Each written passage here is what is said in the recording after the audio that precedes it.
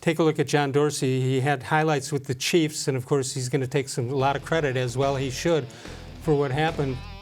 Travis-Kelce out of Cleveland Heights gets drafted in the 2013 draft.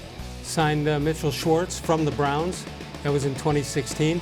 Drafted Tyreek-Hill, and also drafted a guy named Patrick-Mahomes, who's pretty good. Yeah, the Mahomes pick, people say that there was I can't remember the guy's name, another guy in the front office who was standing on the table, screaming for Mahomes.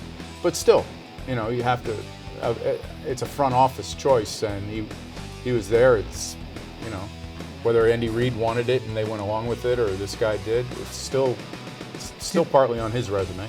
You think Dorsey still has his Cleveland Browns sweatshirts, or do you think they're?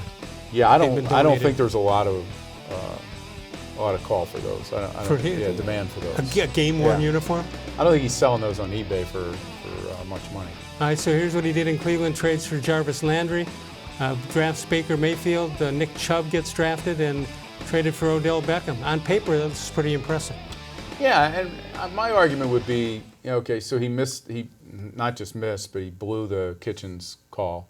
Right. But I'm sure he wasn't the only one in the organization who looked at that and thought, this guy gets along with Baker-Mayfield. He was very creative as a play caller. The players like him. If we go outside the organization for a head coach, we're gonna lose our offensive coordinator also. I didn't agree with the pick of Kitchens at the time, but I don't think it was so terrible that you blow Dorsey out because he made one wrong head coaching call. I would have given him another chance to hire. Well, do you think he felt with the Kitchens thing? Do you think he felt he had to make a splash because now there were some other questionable moves he made, and if Kitchens worked, he becomes a genius. Yeah, Dorsey I don't know does. if I would ever think of Kitchens hiring as a splash, just because he's never really been that guy that people said, oh, he's the next guy to get a head coaching job. But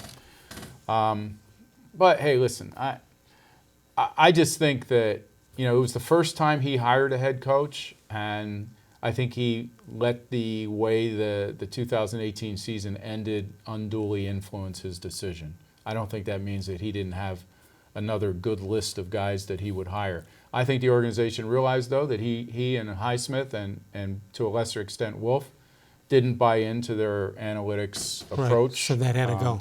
And that something had to give if they were going to go with DePodesta. Okay, so should Dorsey have been retained by Haslam and maybe move Highsmith and Wolf out, or did they make the right call based on alignment? Well, I think based on alignment, based on the fact that once they tried to change Dorsey's power, but they knew that was going to diminish his power, that he was not going to put up with it. So I do think it was a mutual thing. I don't look at it as the Browns running him out. I think it was him saying, okay, I don't want to be part of this if I don't get to make the next call on a head coach. Do you think he gets signed as a GM again? Yeah, I do. I think he will get into around the league, he can always say, well, it was the Haslams. What do they know? Yeah, and look at the talent I brought in, Yeah. And I was critical of some of the character guys that he took chances on, and rightly so. And he did the same thing in Kansas City.